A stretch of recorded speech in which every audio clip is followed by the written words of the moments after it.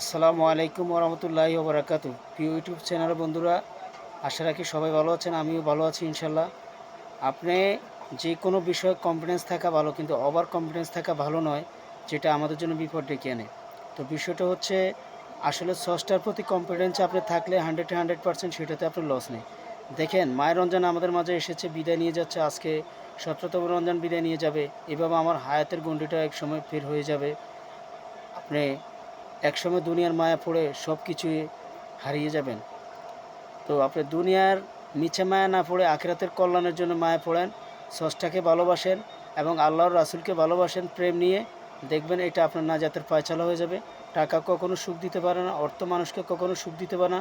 অর্থ আনে হিংসা, অর্থ আনে লালসা, অর্থ আনে মানুষের ধ্বংস। সেই অর্থকারী আমি হব না, আল্লাহর প্রেমিক হব, আল্লাহর রাসূলের প্রেমিক হব। এই আমার মনে থাকুক তামান্না। দেখুন, আসলে আমরা মানুষ, আমাদের চাহিদার শেষ নেই। আমার একটা বাড়ি হলে আরেকটা বাড়ি চাই, একটা গাড়ি হলে আরেকটা গাড়ি চাই। এটা কখনো কাম্য নয়। আমি কি একবারও চিন্তা করেছি যেখান থেকে আসছি সেখানে ফিরে যেতে হবে?